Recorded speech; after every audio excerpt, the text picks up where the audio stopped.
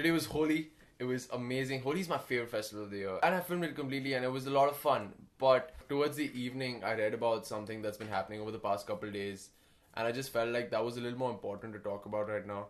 Even though my audience isn't that large, I've been blessed with a platform that I have a few hundred people listening to me on a daily basis. And something like this was a little more important to talk about right now. So basically, yesterday on this website called medium.com, a woman posted an article from an anonymous account accusing the founder of TVF, Arunabh Kumar, of sexually harassing her and molesting her at her workplace regularly for years, and then not being allowed to quit because of several legal reasons. Following this, the next morning, TVF made an official response on the website itself, being very assertive, completely denying anything that had happened and promising to investigate the matter in full and bring the false claimant to justice. Post this, BuzzFeed wrote an article today and several hundred people tweeted about this, and so on. The situation has been growing and developing. I could very well have an opinion based on the situation, right? I've been a fan of TVF and Mr. Arunabh Kumar's work for several years. But any opinion of mine on this situation at some level will be biased based on my love for his content, right? The same way these days, what seems to happen is that any claim of any kind of sexual offense, immediately there is a ton of support shown to the victim, which is amazing. I think it's amazing that these people get this kind of support because they've been through something that most of us will never even come close to understanding, and they need this support. But in situations like this, there are no such proven facts. After the woman wrote the article, another actress tweeted saying that Arunabh harassed her as well. And she claimed that he put his hand on her hand, he brushed against his hand brushed against her waist.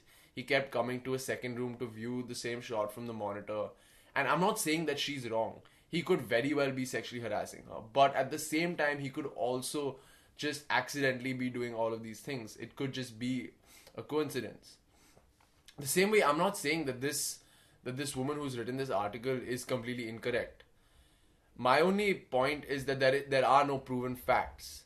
And that I feel that it's completely wrong that one side is being given complete support about how he is now a sexual offender, and how there's so much support to defame him and to bring down his very name and structure that he's worked so hard to build.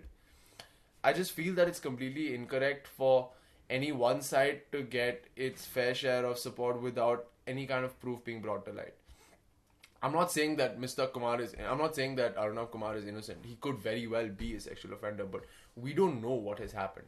I'm pretty sure now that the situation has blown up, there will be thorough investigations and there will be facts which will come to light. After which, in my opinion, it is completely okay to offer support in any of the directions, right?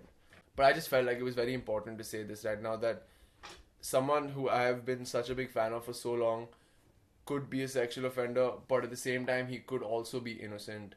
And no one's talking about that at all. Every single tweet is just going out to abandon TVF, boycott TVF, stop watching their videos, etc., etc.